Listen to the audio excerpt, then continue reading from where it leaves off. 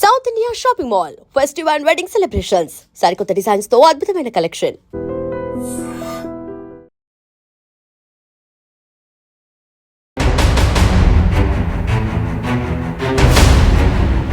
Jubilee hills by ఎలక్షన్లో Congress party పరిస్థితి ఏంటి? సునాయాసం గెలుస్తారు జూబ్లీ హిల్స్ ఎన్నిక. ప్రతిపక్ష పార్టీని గెలిపిస్తే వచ్చే లాభం ఏంటి? తప్పకుండా అభివృద్ధిని ఆలోచించే ప్రజలు. తెలంగాణలో 42% రిజర్వేషన్ ఇచ్చారు బీసీలకు, స్థానిక సంస్థలు. ఇవాళేమో కోర్టు స్టే ఇచ్చింది. అసలు ఈ పరిస్థితుల్లో రిజర్వేషన్ అమలు చేసే అవకాశం ఉందా కాంగ్రెస్ పార్టీ? కేంద్ర ప్రభుత్వం ఏమో అధికారాలు రాష్ట్రాలకు ఇవ్వాలి వాస్తవంగా. ఎందుకంటే జనరల్ కోటాలో ఎవరినైనా నిలబెట్టచ్చు కదా. ఇప్పుడు చట్టం చేయటం వల్ల ఏమైందంటే స్థానిక సంస్థల ఎన్నికల్లో కాంగ్రెస్ పార్టీ ఎట్లాంటి రిజల్ట్ రాబోతుంది? ప్రభుత్వం మీద కొంత వ్యతిరేకత ఉన్నమాట నిజమే. అయినా స్థానిక సంస్థల ఎన్నికల యొక్క ప్రభావం. సుప్రీంకోర్టు చీఫ్ జస్టిస్ మీద ఓ వ్యక్తి మొన్న షూ విసిరాడు. దీన్ని ఎట్లా అర్థం చేసుకోవాలి? వాడిని ఉరి తీయాల్సిన అవసరం ఉంది. అసలు ప్రధానమంత్రుల స్థాయిలో ఉన్నోళ్ళు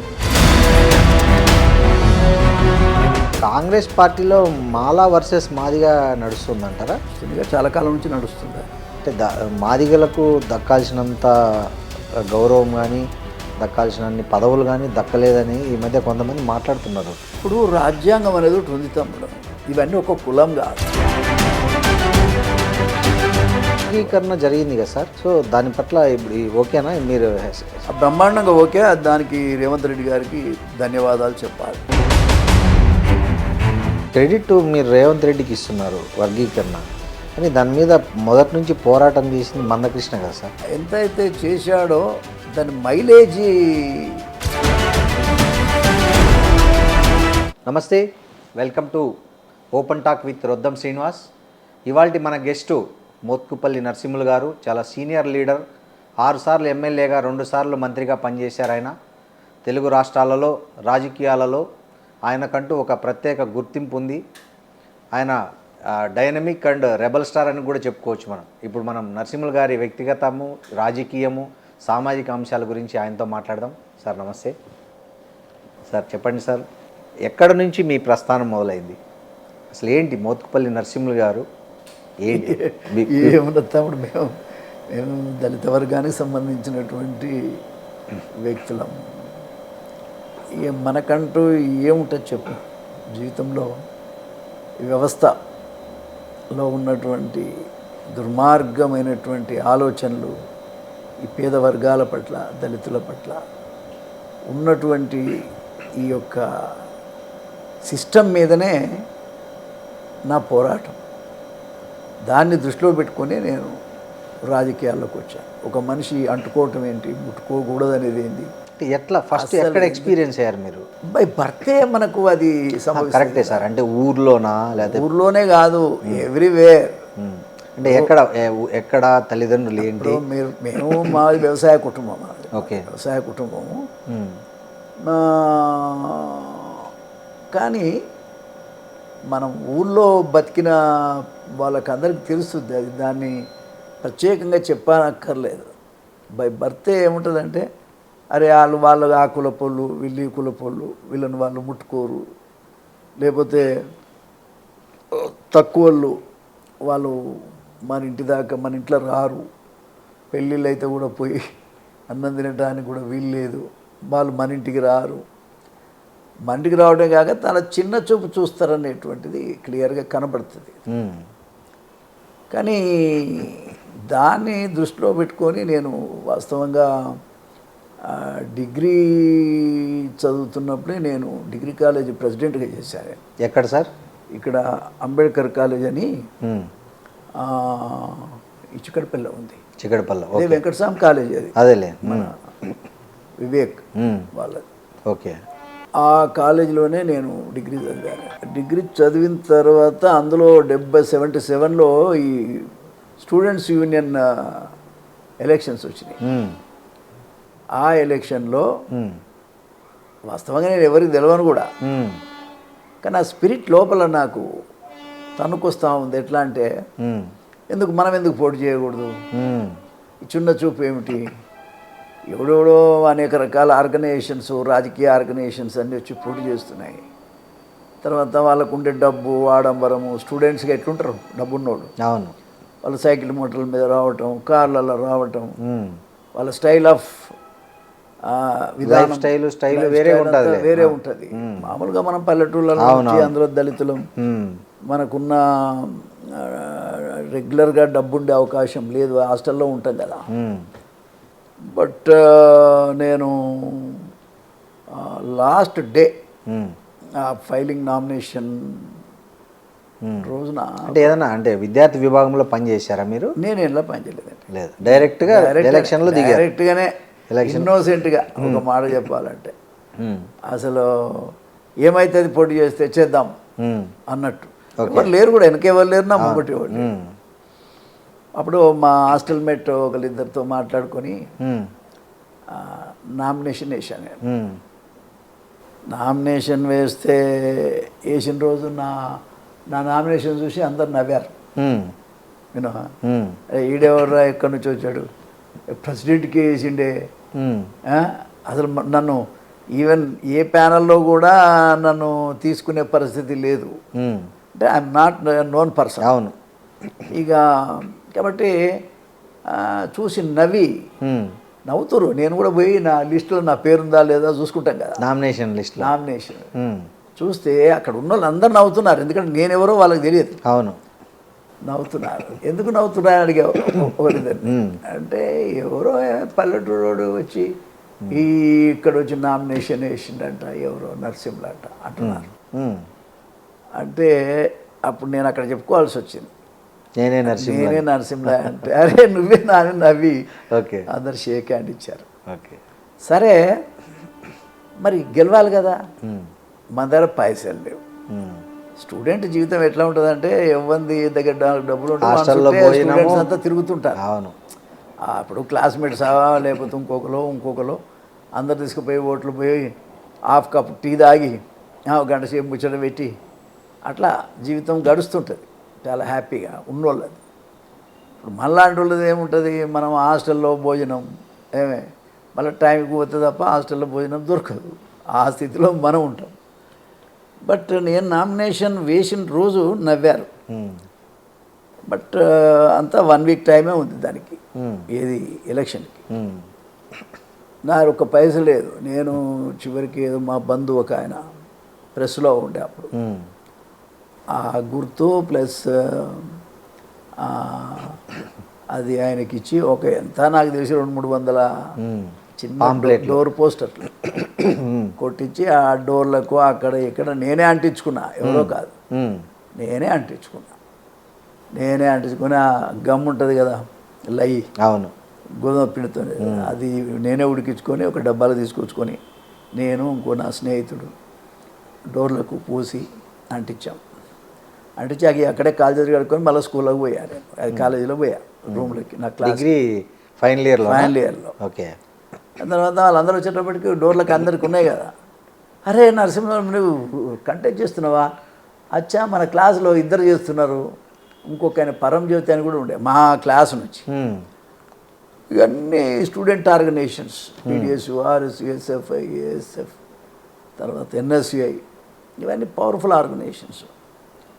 సరే బీజేపీ అంటే ఏబీవీపీ ఇంకా అందరూ నామినేషన్ హడావుడిగా వేసినారు. నేను ఖాళీగా పోయి నామినేషన్ వేసినాను.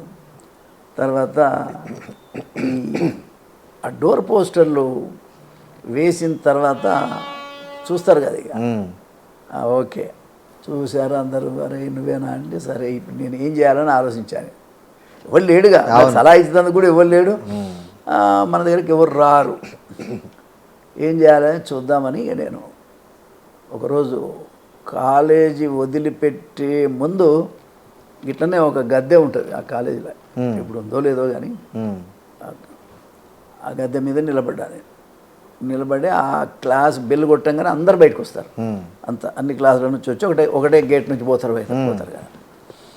ఆ సమూహం దగ్గర నిలబడ్డా. నిలబడి డియర్ ఫ్రెండ్స్, ఒక్క నిమిషం నేను కాలేజీ ప్రెసిడెంట్గా పోటీ చేస్తున్నా, ఒక 2 నిమిషాలు నా మాటలు వినండి అని చెప్పాను. చెప్తే మొత్తము క్లాసులలో ఉన్న వాళ్ళందరూ బయటకు వచ్చిండ్రు. బయటకు కానీ ఎవరా కాలేజ్ ప్రెసిడెంట్ పోటీ చేస్తున్నారని ఇట్లనే చూస్తున్నారు అందరూ నన్ను ఒక పిచ్చోన్లాగా చూస్తున్నారు. నేను చెప్పా, ఏంటి అసలు ఇప్పటి నుంచి మన జీవితం మొదలవుతుంది కదా, ఈ జీవితంలో ఫస్ట్ ఓటు మీరు వేస్తున్నారు. మన స్టూడెంట్ లైఫ్లో ఓటు ఇక్కడ వేసుకుంటున్నాం. ఆ ఓటు అనేది ఎవరికి వేస్తున్నారు, ఎందుకు వేస్తున్నారు, మరి మన చదువుకుంటున్న మనం ఆలోచించాలి కదా. ఆలోచించకుండా ఇప్పి పెంచేటోనికి, లేకపోతే అప్పుడు బెల్ బాటమ్స్ ఉండే, బెల్ బాటమ్ వేసుకున్న ప్యాంట్ వేసుకున్నోనికి, లేకపోతే హీల్స్ ఇంత పెట్టుకునేవాళ్ళు. లేడీస్ రాదు, జెంట్సే. ఓకే. వాళ్ళకి వేస్తారా మీరు ఓటు? ఇప్పి పెంచుకున్నోనికి ఓటు వేస్తారా? అమ్మాయిలను చిడాయించేటోనికి ఓటు వేస్తారా? అసలు ఈ ఓటు ఎవరికి వేస్తారు, ఎట్లా వేస్తారు, ఏ బేసిస్? మేము ఆల్ స్టూడెంట్స్ వినరా? మన సమస్యల గురించి ఫైట్ చేసేటోనికి వేస్తారా, లేదంటే రోజు మందు తాగి రోడ్డు పుట్ట తిరిగేటోనికి వేస్తారా? ఎట్లా అని చెప్పేసి నేను క్లాసిఫై చేస్తూ మాట్లాడిన తర్వాత అంతా ఒక దశలో చప్పట్టు కొట్టారు. న్యూట్రల్ స్టూడెంట్కి ఏముంటుంది, వస్తాడు, చదువుకుంటాడు, పోతాడు. చప్పట్టు కొట్టాడు. అమ్మ ఇదేదో కొంచెం బాగానే ఉంది అనుకున్నా. మరుసటి రోజు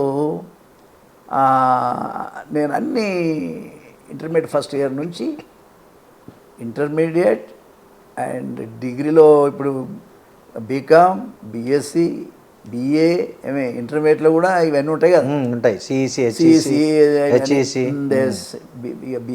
బిఏ, బిఎస్సి, ఎంపీసీ, బైపీసీ ఉంటాయి. ఎంపీసీ, బైపీసీ ఇవన్నీ క్లాసులు ఉంటాయి కదా.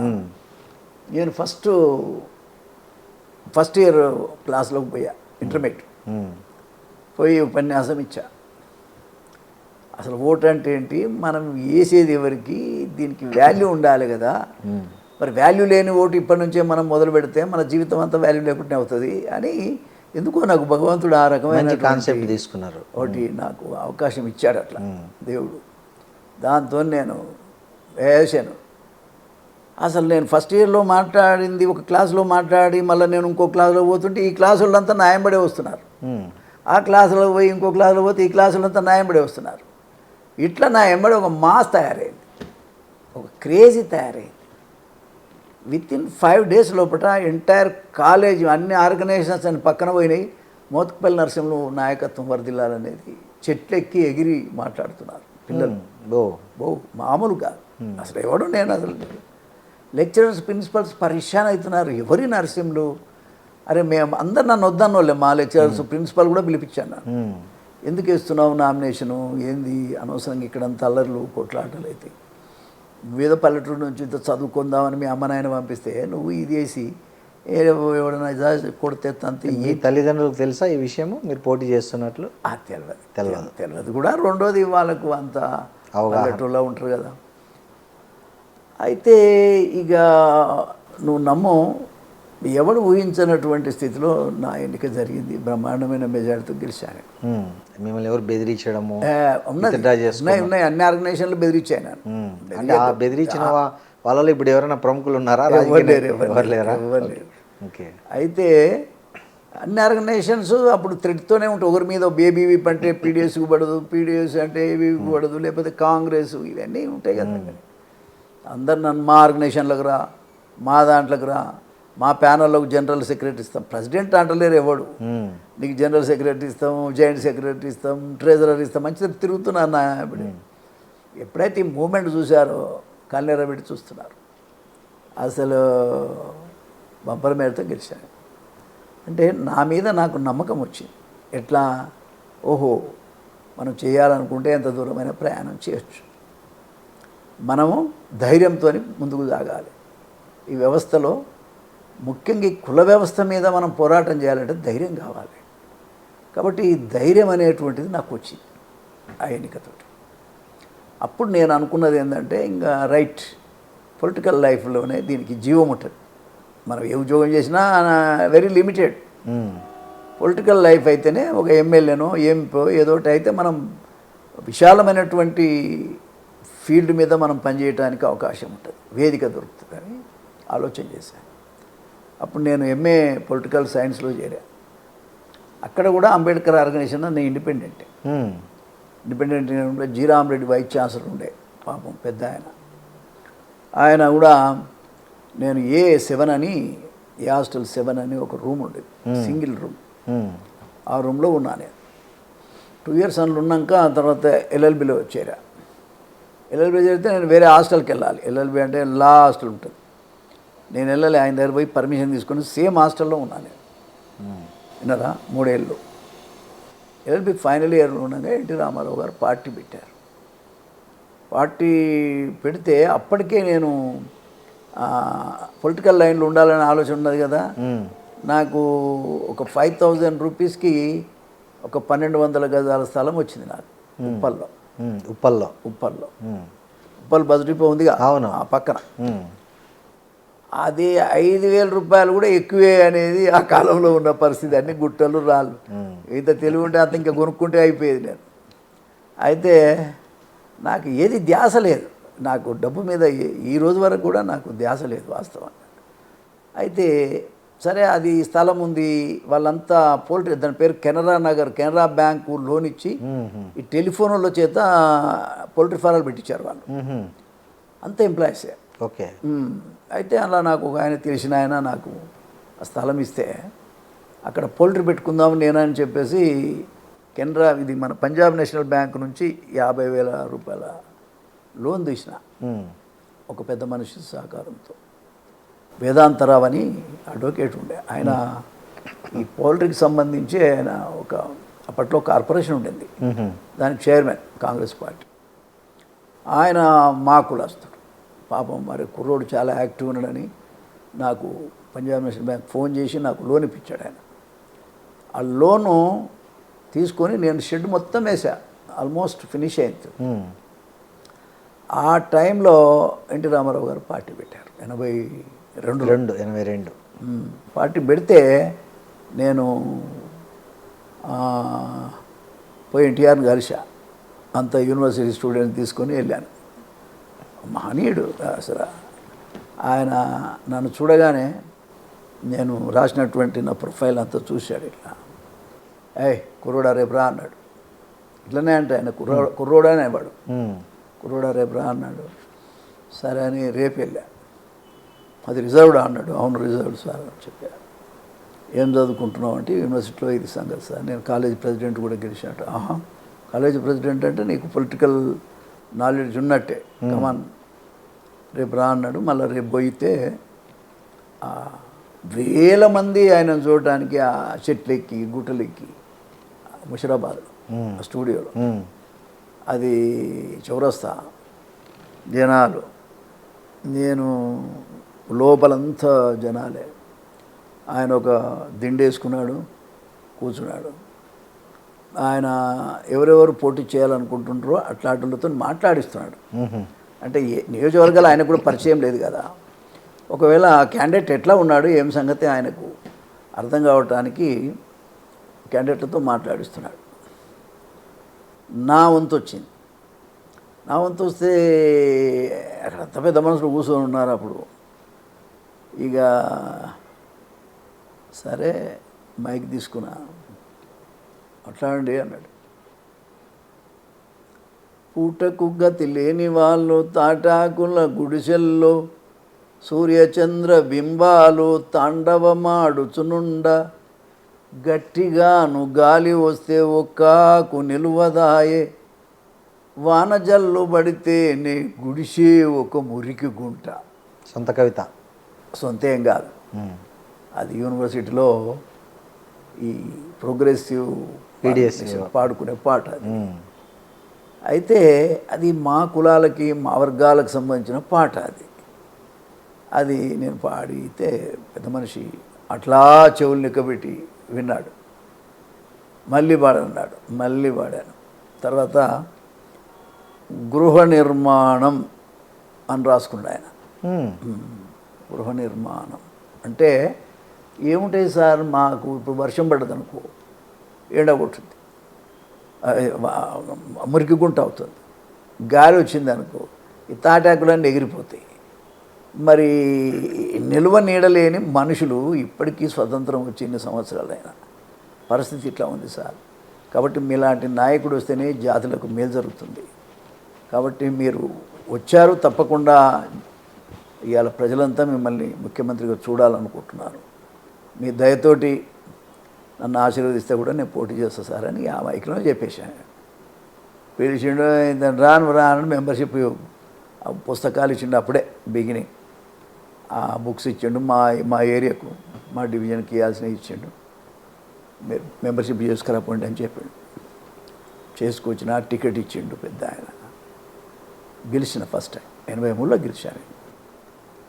గెలిచిన తర్వాత మరి 6 సార్లు గెలవగలిగా. ఆయన పేరు నిలబెట్టగలిగా. నీతికి నిజాయితీకి మారు పేరుగా అంబేద్కర్ పేరు నిలబెట్టగలిగా. అంతేకాదు ఏ ఒక్క పార్టీ మీద కక్ష ఉండదు నాకు. మాటలు వ్యవస్థాపరంగా మాట్లాడతానే కానీ నేను ఎవరిని ఇట్లా కొట్టాలి, తన్నాలి, చంపాలి, ఇదేదో వాళ్ళ దగ్గర వీళ్ళ దగ్గర తినాలి అనేది నాకు లేదు. కాబట్టి అది ఒక మా దగ్గర ఇంకోటి ఏంటంటే మా ఏరియా అంతా కమ్యూనిస్ట్ ఏరియా. ఆరుట రామచంద్రారెడ్డి, అవును, పెద్ద పెద్ద కమ్యూనిస్ట్ లీడర్, కమలాదేవి ఆయన భార్య కమలాదేవి, అంతా మీ దగ్గర, మా దగ్గర ఈ రావి నారాయణ రెడ్డి, మానీయులు, వీళ్ళంతా మా ఏరియా నాయకులు. వాళ్ళు మా కులాల కోసం కొట్లాడారు పెత్తందారుల మీద. ఒక రెడ్ లై ఉండి భూములు పంచి పెత్తందారుల మీద పోరాటం చేశారు. అటువంటి మహనీయులు పుట్టిన పుణ్యస్థలం మా ఆలేరు నియోజకవర్గం, మా యాదగిరి గుట్ట దేవాలయం ఉన్నటువంటి నియోజకవర్గం.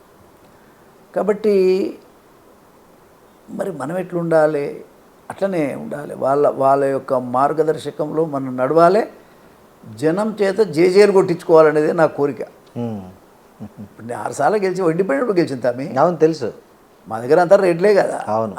ఇప్పుడు చూడరాదు, రెడ్లు అంతా కలిసి నన్ను దొక్కేశారు. ఎప్పుడు దొరకలే నేను. అవును, ఈసారి దొరికాను. కాంగ్రెస్లో దొరికాను నేను. ఏ పార్టీలో దొరకలేదు. ఏ పార్టీలో దొరకలేదు. ఎన్టీ రామారావు నాకు ఎవరికి వేరే వాళ్ళకి అప్పగించలేదు. నన్ను ఇండిపెండెంట్గానే ఆయన చూడగలిగాడు. కర్మ ఏం చేద్దాం. కానీ ఏదేమైనా మరి 6 సార్లు గెలవగలిగాను కదా, ఇండిపెండెంట్గా కూడా గెలవగలిగాను కదా. అవును, ఇంత చరిత్ర మరి నేను సంపాదించుకోగలిగాను. నేను నిజంగా భూములు కొనాలని అనుకుంటే ఈ హైదరాబాద్ నుంచి గుట్ట నుంచి ఆలేరు ఒక్క గజం భూమి కూడా వేరే దొరకకపోవు. ఎంత తమ్మినప్పుడు 500 రూపాయలకు ఎకరం, ఇప్పుడు 5 కోట్లు అయింది. అవును, విన్నారా? కాబట్టి జీవితంలో డబ్బు కాదు, ప్రజల చేత జేజేలు కొట్టించు, అన్ని వర్గాల ప్రజలకు నాయకునిగా ఉండాలని నా కోరిక. ఇప్పుడు ఒక కులం వేస్తే గెలవం సార్. అవును, ఖచ్చితంగా. అన్ని కులాలు వేస్తేనే మనం గెలుస్తాం. అందరిని మనం గౌరవించాలి, వాళ్ళు మన మన లీడర్షిప్ను యాక్సెప్ట్ చేయాలి ఈ సొసైటీ. బహుశా నేను అనుకుంటా ఉమ్మడి ఆంధ్రప్రదేశ్లో అంత బాహాటంగా పెత్తందారుల మీద ఫైట్ చేసి గెలిచింది నేను ఒక్కనే, బాహాటంగా. దాంట్లో మళ్ళీ తేడా లేదు. అవును, అంటచబిలిటీ కాడ కానీ ఇంకో దగ్గర కానీ అప్పటికే భూస్వాములుగా ఉన్నట్టు భూస్వాముల పెత్తందారి విధానాల మీద కూడా ఎమ్మెల్యేగా మర్యాదతో వాళ్ళని ఎక్కడ ఉంచాలని అక్కడ ఉంచి పేద ప్రజలను విముక్తి చేశాను నేను. కొంతమంది వాళ్ళు జీతాలు పెట్టుకొని, అవును, 10 రూపాయలు జీతం ఇచ్చి మళ్ళీ జీవితకాలం వాళ్ళను పనిచేయించుకునేటువంటి పరిస్థితి. అటువంటి వాళ్ళందరూ నా యొక్క శక్తిని చూసి వాళ్ళు వదిలేశారు, వీళ్ళు వాడుకున్నారు. అన్ని వర్గాల వాళ్ళకు నేను విజ్ఞప్తి చేశాను, ఎవరు కూడా బానిసత్వం చేయించుకోవాల్సిన అవసరం లేదు, మీరు బానిసలుగా ఉండాల్సిన అవసరం లేదు. గతంలో మీరు కనుక ఉండింటే ఇప్పుడు బయటకు వచ్చేసేయండి, ఏదైనా ఉంటే నా దగ్గర రండి, చెప్పండి, నేను యజమానితో మాట్లాడతా. ఇప్పుడున్న పొలిటీషియన్లు ఇళ్లలో ఎవరైనా విడిపించారా? ఇప్పుడు ప్రజెంట్ పాలిటిక్స్లో ఉన్న వాళ్ళలో వాళ్ళని విడిపించుకోవడానికి టైం లేదు. ఇంకా వేరే విడిపిస్తారు. అన్ని లంగాలు కాదు, మీరు వాళ్ళ ఇళ్లలో పనిచేసే వాళ్ళను మీ ద్వారా విముక్తి పొందిన వాళ్ళు ఉన్నారా? ఉన్నారు కదా. ఎవరు అంటే ఎవరు? జనరల్గా ఇప్పుడు చాలా గ్రామాలలో ఉన్నారు తమ్మి. అట్లా ఒక సపోజ్ మల్లాపురం అనే విలేజ్ ఉంది. మల్లాపురం అనే ఒక విలేజ్ ఉంది, పక్కనే గుట్ట పక్కనే ఉంటుంది. ఓకే. అక్కడ ఆ కాలాన్ని బట్టి అక్కడ ఉన్న భూస్వాములు ఈ అంటచబిలిటీ పాటించటం ఏమే. రెండోది వీళ్ళు వస్తుంటే, ఈ దొరలు వస్తుంటే ఎవరు కాళ్ళకు చెప్పులు వేసుకునేది లేదు. ఏమై రుమాలు చుట్టుకునేది కూడా లేదు, విన్నరా? కాళ్ళకు చెప్పులు వేసుకునే లేదు, రుమాలు చుట్టుకునేది లేదు, ధోతి మోకాల కంటే కింద కట్టేది లేదు, ధోతి ఇట్లా చెక్కుకోవాలి పైకి. ఇట్లా పోయేటప్పుడు కూడా ఇట్లా చూడొద్దు, తల దించుకొని పోవాలి వాళ్ళ ముంగట. అట్లా ఇట్లాంటి సంప్రదాయం ఉంది ఆ విలేజ్లో. అటువంటి విలేజ్లో నేను టూర్లో వెళ్ళి ఒకరోజు ఆ విలేజ్లో ఎమ్మెల్యేగా వెళ్ళారా? ఎమ్మెల్యే ఫస్ట్ 83లో ఎమ్మెల్యేకి వెళ్ళి పోలీసు వాళ్ళు కూడా వీళ్ళు చెప్తే అరెస్ట్ చేయాలి, వద్దనుకుంటే వదిలేయాలి. అంటే అంతా ఆ విలేజ్ వరకు అంతా భూస్వామి. ఇట్లాంటి గ్రామాలు 10 ఉన్నాయి మా ఏరియాలో. ఈ విలేజ్లో నేను బాగా మధ్యాహ్నం చేరుకున్నా అక్కడికి. గెలిచినాక ఊళ్ళు తిరగాలి కదా. ఆ ఊరికి వెళితే ఎవడి చెప్పు కాళ్ళకు చెప్పులు లేవు, ఎవడి నెత్తి మీద రుమాలు లేవు. అప్పుడు రుమాలు చుట్టుకునేవాళ్ళు ఎండలో, విన్నరా? తర్వాత ఎవరిని ధోతి ఇట్లా పైకి చెప్పుకొని ఉన్నారు. ఆడోళ్ళు కూడా, ఆడోళ్ళు మగవాళ్ళు అంత ఊరు మొత్తం వచ్చింది. బట్ వాళ్ళ పరిస్థితి అట్లుంది. ఏందనే పక్కోండి అడిగాను, సార్ ఈ ఊళ్ళో ఇట్లా దొరతనం ఉంది, ఇట్లా పరిస్థితి. నేను మైక్ తీసుకొని ఎవరు రాయడ దొర అని అడిగాను. ఎవరు దొరెవరు ఇక్కడ? ఆయనే ఈజ్ విలేజ్ పోలీస్ పటేల్ ఉంటారుగా, పోలీస్ పటేల్ పట్వారి. ఈయన పట్వారి ఉన్నట్టు ఆ ఊళ్ళే. ఓకే. అయితే ఎవరు ఇక్కడ అంటే చూపించారు. దిగు దిగు డైరెక్ట్ దిగమన్నది. దిగు, చేతులు కట్టుకో. ఓకే, చేతులు కట్టుకో. ఏం ఈ ధోతి నువ్వు కొనిచ్చావా? లేదు సార్. రుమాలు కొట్టించావా? లేదు సార్. మరి ఏది లేదంటున్నావు, నీకేం అధికారం ఉందా? వాళ్ళని ఈ రకంగా బానిసలుగా చూస్తున్నావు, రోజు పోలీస్ స్టేషన్లో పంపిస్తున్నావు, వాళ్ళని మీద కేసులు చేపిస్తున్నావు. మరి ఎట్లా బతకాలి వాళ్ళు? ఇదేం సాంప్రదాయం నీ ఊళ్ళే? ఏయ్ ఎస్ఐ డ్రావా, ఈయన జీపెక్కి మన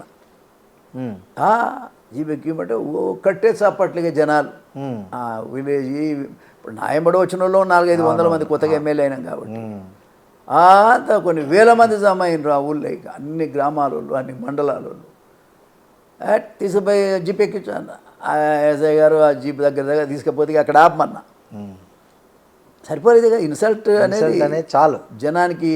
అతని మనం ఇవ్వాల్సిన మెసేజ్ ఇవ్వాలి. దెబ్బతీశారు అట్లా ఆహాన్ని దెబ్బతీయటమే కాక జనానికి ఒక ప్రోత్సాహం, ఒక ధైర్యం ఇచ్చారు. ఇతను ఉన్నాడు లేరు. ఇవాళ వాళ్ళు వీళ్ళు అందరూ కలిసి తింటున్నారు ఒక్క దగ్గర ఆ ఊళ్ళో. Very good.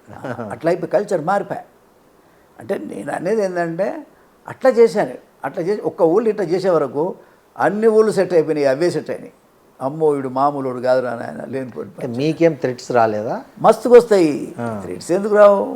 వాళ్ళు ఊకోరు, వచ్చేసారి నిన్ను ఓడిస్తారు, లేకపోతే నిన్ను ఇట్లా చేస్తారు. ఇవన్నీ కామన్ పొలిటికల్ లైఫ్లో. నిజాయితీగా ఉన్నవాడు ఎవడి మీదనైనా ఉంటాయి ఇవి. అయితే వచ్చినా కూడా నేనేం భయపడలేదు. డైరెక్ట్గా నేను అట్లా ఉండటం వల్లనే పేద ప్రజలు. ఇంకో మాట చెప్పనా, నా ఇంటికి వస్తే ఎంత పెద్ద దొర అయినా కుర్చీ మీద కూర్చోవాల్సిందే. ఎంత పేదోడు దళితుడైనా గోసిబట్ట లేకపోయినా ఆడు కుర్చీ మీద కూర్చోవాలి ఈక్వల్గా. వాళ్ళ ఊళ్ళో పోతే వీళ్ళు కూర్చొని వీళ్ళు కూర్చోమన్నా కూర్చోరు భయపడి. బట్ ఇక్కడికి వస్తే ఎట్లా అలవాటు చేశానంటే అందరూ పని మీద వస్తారు కదా, పని మీద వస్తే ఆ ఊళ్ళో పటేలో లేకపోతే ఇంకోడో తీసుకు ఎవడు పెత్తందారు అయితే వాడిని పట్టుకొస్తారు ఈ జనాన్ని కూడా. కాబట్టి ఎవడొచ్చినా అందరూ ఈక్వల్గా కూర్చో. కుర్చీలు ఎక్కడి అప్పుడు అన్నీ కూడా మన సాపలు వేసుకొని కూర్చునేది, విన్నారా? సాపలు వేసుకొని కూర్చుని అందరు కూర్చునేది, వాళ్ళు కూడా కూర్చునేది. ఎవరి సమస్యను వాంతోనే చెప్పించేది నేను, వాళ్ళతో కాకుండా. వచ్చిన పెద్ద మనిషి ఎవరైనా ఉంటే కూడా నువ్వు గమనుండమ్మా అని చెప్పేది. వాళ్ళు చెప్పుకునేది, సార్ నాకు ఈ ప్రాబ్లం ఉంది, ఈ ప్రాబ్లం, ఏ ప్రాబ్లం ఉన్నది అన్నీ నోట్ చేసుకునేది. మరుసటి రోజు అధికారులను పిలిపించి అవన్నీ పరిష్కారం చేసి, అవసరమైతే అప్పటికే పిలిపించి ఇక్కడ మాట్లాడినాక మళ్ళీ మండలానికి పోయినాక మీరు మండలం పలానా రోజు రమ్మని అడిగి రమ్మంటే మళ్ళీ అధికారులందరినీ అడిగి పిలిపించి అక్కడనే సమస్య పరిష్కారం చేసి జనం ముంగట. అట్లా జనానికి ఇప్పుడు నేను ఇప్పటికి కూడా 10-15 ఏళ్ళు అయింది నేను దూరం అయ్యి జనానికి. కానీ మరి ఇప్పటికీ ఆ ఊళ్ళల్లో నన్ను చూస్తే ఏడుస్తారు. ఇంత ఎన్టీఆర్ బాగా దగ్గర అయ్యారు, ఆయన అభిమానంగా పిలుచుకునే వాళ్ళు. మీ ఇంటికి కూడా వచ్చి మీ పెళ్ళి కూడా ఆయనే చేశారు. ఆయనే చేశాడు. ముహూర్తం ఆయనే పెట్టాడు. ముహూర్తం కాకుండా హాల్ ఆయన బుక్ చేశాడు, వెంకట్రామరెడ్డి హాల్, ట్యాంక్ బండ్ కింద. మీరు జస్ట్ వెళ్ళి పెళ్లి చేసుకోవాలనుకుంటున్నా సార్ అని అన్నారా? చెప్పాను నేను, ముహూర్తం మీరు పెట్టండి సార్ అని చెప్పాను. ఓకే. ఆయనే ముహూర్తం పెట్టాడు. తెల్ల కాగితం తీసుకున్నాడు, క్యాలెండర్ తీసుకున్నాడు, ముహూర్తం తనే పెట్టాడు. వెంకట్రామరెడ్డి హాల్ బుక్ చేశాడు. హాల్ అన్ని వసతులు ఆయనే ఇచ్చాడు. తర్వాత మ్యారేజ్ అయినాక నా మ్యారేజ్ డిన్నర్ కూడా నాకు ఇచ్చాడు. చూడండి అక్కడ టేబుల్ మీద ఉన్నా. అవును. ఓకే. విన్నరా? కాబట్టి ఒక ఒక పరిపక్వత కలిగిన నాయకుడు, ఒక అభ్యుదయవాది ఆయన. అంటే పెళ్ళి ఎక్కడ చేసుకున్నారు, ఎట్లా అంటే తెలిసిన అమ్మాయా, బంధువు? తెలిసిన మా కులం అమ్మాయి. ఓకే. ఆమె కూడా డాక్టర్. ఓకే. ఎప్పటికీ ఎంబీబీఎస్ చదివింది. ఆ కాలం దొరకడు కష్టం చదువుకున్న వాళ్ళు మా క్యాస్ట్లో. ఆమె డాక్టర్. వాళ్ళ ఇంట్లో ముగ్గురు ఉంటే పిల్లలు ముగ్గురు డాక్టర్లు. వాళ్ళ అక్క డాక్టరే, వాళ్ళ తమ్ముడు డాక్టరే. మంచి కుటుంబం దొరికింది. ఓకే. ఇక ఆమె కూడా గవర్నమెంట్ డాక్టర్, గాంధీలో చేసింది, అక్కడ నుంచి రిటైర్ అయ్యి. ఆమెంతా కూడా నా శక్తిని కానీ నా మంత్రి పదవిని కానీ వాడుకున్నది కాదు, ఒక మాట చెప్పాలంటే. కాబట్టి జీవితంలో ఒక నాయకుడిగా, ఒక ప్రజాప్రతినిధిగా ఎదగాలనుకున్న ప్రజలందరి దయ వల్ల, ఎన్టీ రామారావు గారి దయ వల్ల ప్రత్యేకంగా నేను 6 సార్లు గెలవగలిగాను. ఇష్యూ ఏమిటంటే ఇక్కడ ప్రజల దగ్గర జేజే కొట్టించుకోవటం అంత సులువు కాదు. అలా ప్రేమను పొందాలి. అందుకని నేను మా జిల్లాలో ఉండే రెడ్డి దొరలంతా కలిసి నాకు టికెట్ రాకుండా చేశారు. ఇప్పుడు సెకండ్ టైం 89. సెకండ్ టైం కాదు, థర్డ్ టైం. థర్డ్ టైమా? ఓకే. అయితే 89 అంటే ఎవరెవరు టికెట్ రాకుండా చేశారు అప్పుడు? అప్పుడు ఏళ్ళు ఎందుకులేండి, ఏం తెలవదు. ఇక ఉన్న ఆనాడు ఉన్న నాయకులంతా ఉన్నారు కదా. అప్పుడు మాధవరెడ్డి గారు ఉంటారు. తర్వాత ఇక ఆనాడున్న పరిస్థితుల్లో మా బంధువులు నరసింహారెడ్డి గారు ఉండే, సోమిరెడ్డి గారు అని ఉండే, వీళ్ళంతా ఇక ఉన్నారు ఆ కాలంలో. వాళ్ళు సరే, వాళ్ళు రాజకీయంగా ఎత్తుగడ, వీడొకడు గట్టి. రామారావు గారికి చెప్పగలిగినరా? చెప్పగలిగారు. ఇక ఆయన కూడా ఏంది, అప్పుడు 31 మంత్రులను బర్తరఫ్ చేశారు కూడా. వాళ్ళకు కూడా ఏంటంటే ఇక ఈ రాజకీయాలు ఎట్లుంటుంది తమ్మంటే పెత్తనం, నా జాగాలు నాకు జాగాలు అన్నట్టు ఉంటుంది కదా. ఇప్పటికైనా రెడ్ల మధ్యలో కూడా ఉంది కదా. ఉంది. అప్పుడు నేనున్నా కాబట్టి నా మధ్యలో వాళ్ళ మధ్యలో ఉంది. అది పెద్ద కొత్త ఏమి కాదు. కానీ నేను ఎస్సీ అయిపోయాను. వాళ్ళు ఒక రెడ్డి పోతే ఒక రెడ్డి రాగలుగుతాడు, కానీ ఒక ఎస్సీ పోతే ఒక ఎస్సీ ఆ స్థాయిలో రాలేడు. రాష్ట్రంలో రాలేడు, కాన్స్టిట్యున్సీలో ఏమొస్తాడు. కానీ కాబట్టి వాళ్ళు అట్లా చేసినందుకు కూడా ఎన్టీ రామారావు గారు పాపం నన్ను పిలిచి చాలా విషయాలు చెప్పినప్పుడు నేను వినలే. నేను కంటెక్ట్ చేసి నేనేంటో ప్రూవ్ చేసుకొని వస్తాను నీ దగ్గరికి. మళ్ళీ పోయాను, గెలిచాను, మళ్ళీ ఆయన దగ్గరికే పోయాను. కాంగ్రెస్ పార్టీ అధికారంలో చేరారు. అవును. అధికారంలో కాంగ్రెస్ పార్టీలో ఉన్నా, చెన్నారెడ్డి గవర్నమెంట్ ఉన్నా నేను వాళ్ళ దగ్గర పోలేను. చక్కగా మళ్ళీ ఎన్టీఆర్ దగ్గరికే వెళ్ళాను. అంటే మా నీతి ఏమిటో తెలియాలి కదా. ఇప్పుడు ధనవంతులకు టికెట్లు ఇస్తారండి. ఇప్పుడు ఈ ప్రాబ్లమ్స్ అన్నీ వచ్చేది ధనవంతులతోనే, పేదవంతో రావు. వాడు నీతికి నిజాయితీ కట్టుబడి ఉంటాడు, నమ్మకానికి మారుపేరుగా బతుకుతాడు. కాబట్టి పేదోడికి టికెట్ ఇస్తే బ్రహ్మాండమైన ప్రభుత్వాలు ఉంటాయి, 5 ఏళ్ళు ఇబ్బంది లేకుండా ఉంటాయి, నాయకుడికి నమ్మకంగా ఉంటారు. కాబట్టి ఈ ధనవంతులకు, డబ్బుకు పార్టీలే అమ్ముడుపోయేటువంటి పరిస్థితుల్లో ఉండటం వల్లనే ఈ సమస్యలు అన్నీ వస్తున్నాయి. ఎప్పుడైనా సరే, మీరు ఎప్పుడైనా చూడండి, అప్పుడు ఆనాడు కూడా ఎన్టీ రామారావు గారిని దించేటప్పుడు కూడా ధనవంతులే పక్కకు పోయారు కొంతమంది. కరెక్ట్. అంతేగాని పేదోళ్ళు ఎవరు పోలే, అందరూ ఆయనతోనే ఉన్నారు. అందుకని ఆయన ఒక మంచి పని ఏం చేయడంటే చదువుకున్నోనికి టికెట్ ఇచ్చాడు. ఎస్సీలు, ఎస్టీలు, బీసీలకు చదువుకున్నోనికి ఇచ్చాడు ఆయన. అభ్యర్థికి మెయిన్ క్వాలిఫికేషన్ చదువు, అది ఉన్నోనికి ఇచ్చాడు ఆయన పాపం. కాబట్టి వ్యవస్థలో ఈ చెడు రావటానికి కూడా డబ్బే. దీన్ని ప్రోత్సహించడం అనేదే పార్టీలు చేస్తున్నటువంటి తప్పు. కమిట్మెంట్ ఉండి ప్రజల కోసం బతికేవాడికి అవకాశాలు ఉండాలి. కానీ డబ్బుంటే చాలు వాడు ఎవడైనా ఏం లేదనే పరిస్థితుల్లో ఉంటే వ్యవస్థ ఎంత చెడిపోయిందో చూడు. ఏమన్నారు మీరు మళ్ళీ ఎన్టీఆర్ దగ్గరికి పోతే గెలిచి? హత్తుకున్నాడు, ఉమ్, లేచి ఈడని ముసిరా మన ఈడుండే నాచారంలో, ఆయన అప్పుడు నాచారంలో ఉన్నాడు ఆ స్టూడియోలో. ఆయన లేచి హత్తుకొని హీరో అని చెప్పేసి హత్తుకున్నాడు. ఒక గంట సేపు కూర్చున్నబెట్టుకొని ఇంకా ఆయన కూడా ఓడిపోయాడు. పార్టీ పోతుందని చెప్పాను నేను ఆయనకు ఒక నమ్మకమైన మనిషిగా ఉండేది కాబట్టి నేను ఎప్పుడు ఇంటికి పోయినా డైరెక్ట్గా ఇంట్లోకి పోగలిగి ఆయన దగ్గరికి పోగలిగి మాట్లాడగలిగే ప్లేస్ నాకు ఇచ్చాడు, ఆ స్థానం ఇచ్చాడు. కాబట్టి ఆయన చాలా బాధపడ్డాడు. చాలా బాధపడి నువ్వు చెప్పిన విషయాలు కూడా నేను వినలేదు తమ్ముడు, కొంతమంది దుర్మార్గులు నన్ను మిస్గైడ్ చేశారు, నీకు టికెట్ ఇవ్వకుండా. పర్వాలేదు, ఇప్పుడు నీ వల్ల నేను పైకి వచ్చాను, నీ వల్ల నేను రాజకీయాలు నేర్చుకున్నాను. నాకు గెలుపు ముఖ్యం కాదు, ఓటమి ముఖ్యం కాదు, మీరే ముఖ్యం. అయితే వ్యవస్థలో మరి మీకు కూడా కొన్ని విషయాలు తెలవాలంటే నేను పోటీ చేయాలనుకున్నా, చేశాను, గెలిచాను. ఇప్పుడు మీరు చెప్పండి, రిజైన్ చేసేస్తాను. వాట్ ఐఎమ్ అనేది నీకు అర్థమైంది కదా. ఇప్పుడు ఏమో నేను రిజైన్ చేసేస్తాను, నాకేమొచ్చేది దీంతో. ఒక సర్వే చేయాలనేది నా కోరిక. కాబట్టి మీరు గుర్తిస్తే చాలు సార్ అని చెప్పాను. మళ్ళా ఇండిపెండెంట్ ఉన్నా కూడా నేను అసెంబ్లీలో ఇండిపెండెంట్గానే యాక్ట్ చేశాను. అసెంబ్లీలో రోజు నేనే మాట్లాడేవాడిని, అనేక సమస్యల మీద మాట్లాడేవాడిని. చివరికి ఎన్టీ రామారావు గారు మళ్ళీ టికెట్ ఇచ్చాడు. ఏమండి, తుక్కు గెలిచాము, 40,000 మేరతో గెలిచాను నేను. అంటే విషయం ఏమిటంటే తమ్ముడు, ఏ మార్పు అయినా తెచ్చేది రాజకీయ వ్యవస్థనే కదా. 100%. ఏ మార్పు అయినా తెచ్చేది. మరి ఆ మార్పు తెచ్చే వాళ్ళే లంగలు దొంగలైతే ఇంకా మార్పు ఎక్కడొస్తుంది? రాదు. అంతేగా. కాబట్టి చాలా. మంత్రి పదవి ఎప్పుడు అనౌన్స్ చేశారు మీకు? ఫస్ట్ ఏ శాఖ? అంటే నాకు మొదట అప్పుడు 84లో అంటే ఈ భాస్కర్రావు ఎపిసోడ్లో అయిపోయిన తర్వాత మళ్ళీ గవర్నమెంట్ ఇచ్చింది కదా ఇందిరాగాంధీ. ఇచ్చిన తర్వాత మైండ్స్ పోర్ట్ఫోలియో ఇచ్చాడు నాకు 85. అంటే ఎన్నికలే 5-6 నెలలు వచ్చాయి. ఆ టైంలో ఇచ్చాడు. క్యాబినెట్ ఫామ్ అయింది, అందులో నాకు మైండ్స్ ఇచ్చాడు. తర్వాత 85లో మళ్ళీ ఎన్నికలైనవి, గెలిచినాము. యాజ్ ఎ మినిస్టర్ ఉన్నప్పటికి నేను మళ్ళీ 85లో ఎన్నికలైనాక నాకు ఇవ్వలేదు ఫస్ట్ విడతలో. సెకండ్ విడత 85లో ఎన్నికలైతే 86లో పవర్ మినిస్టర్ ఇచ్చాడు. మళ్ళీ పవర్ మినిస్టర్ ఇచ్చాడు. ఆ తర్వాత సోషల్ వెల్ఫేర్ మినిస్టర్ ఇచ్చాడు. అట్లా ఆ పీరియడ్ అట్లా గడిచింది.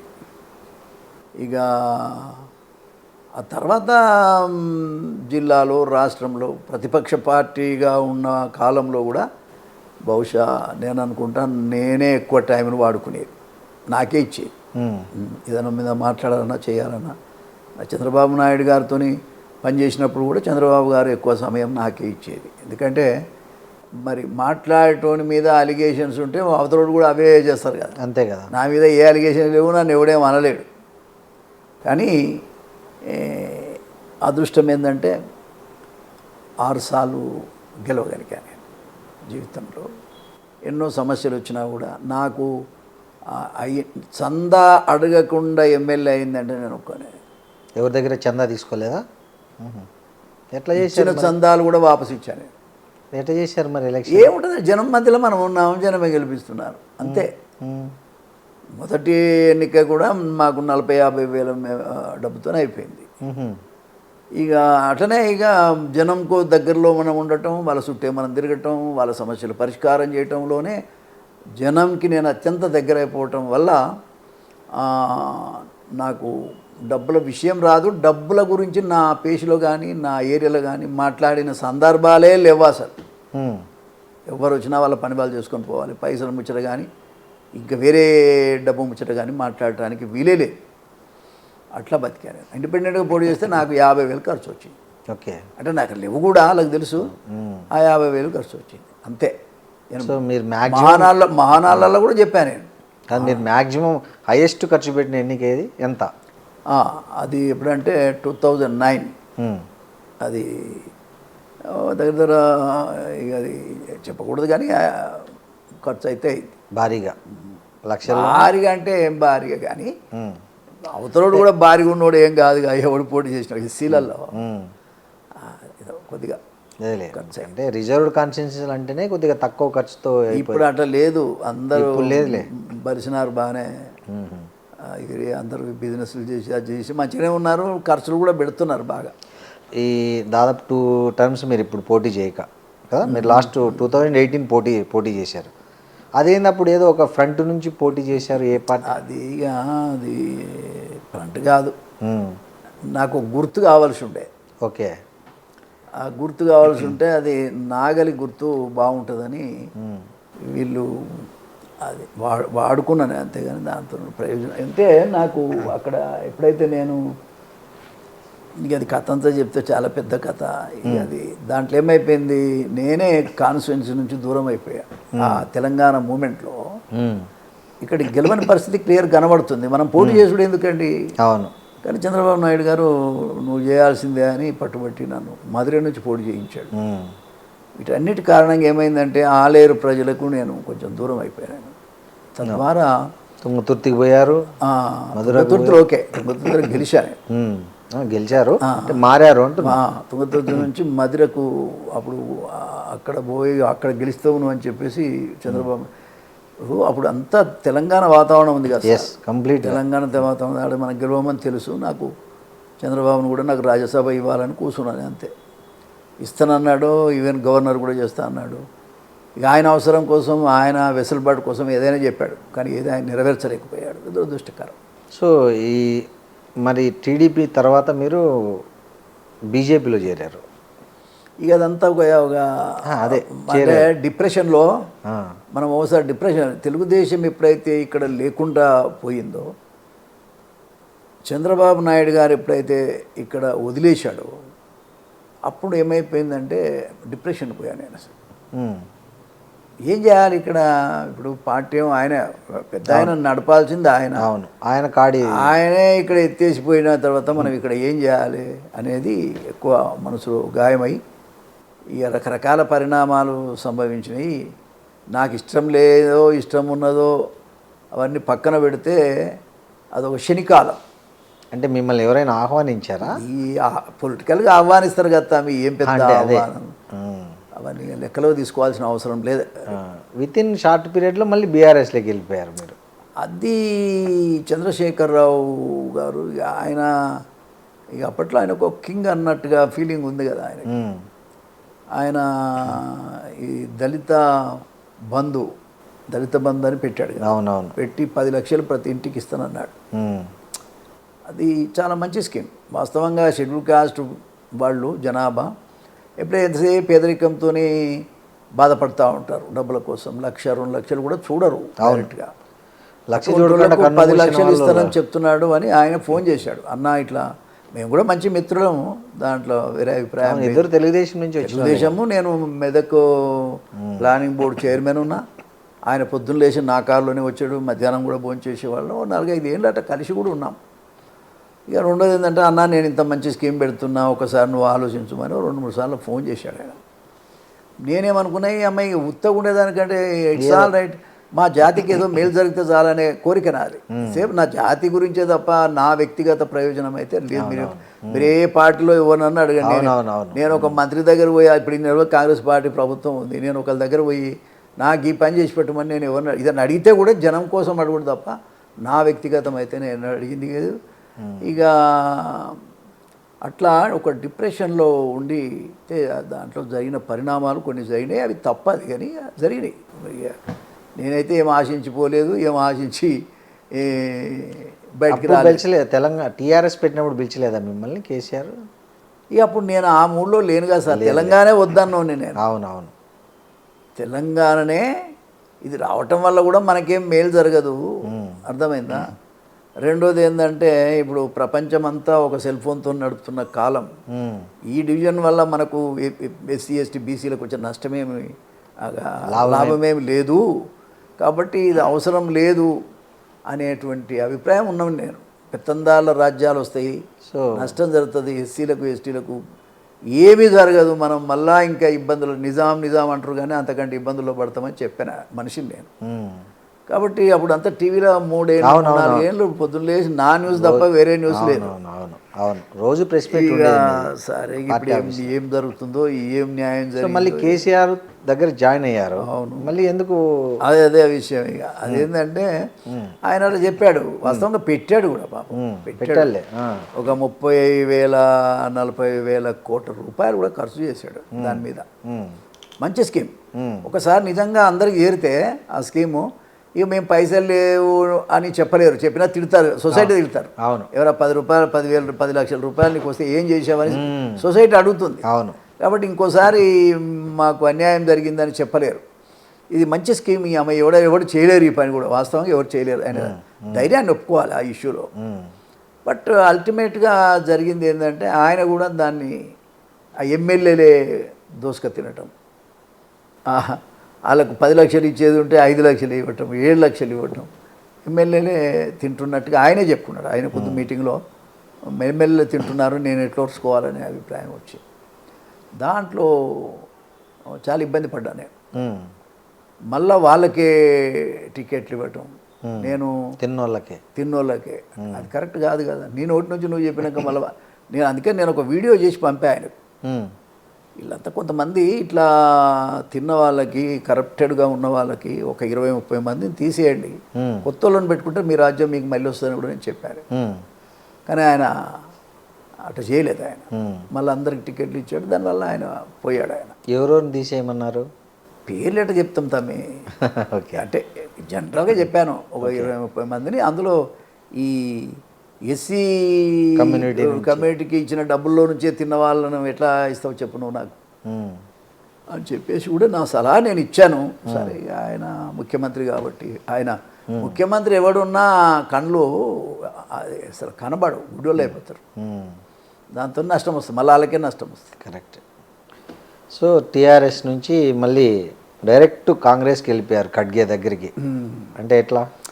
అంటే ఇక ఒకటి ఉంది తమ్ముడు, ఇప్పుడు ఫ్యూచర్ అంతా చూస్తే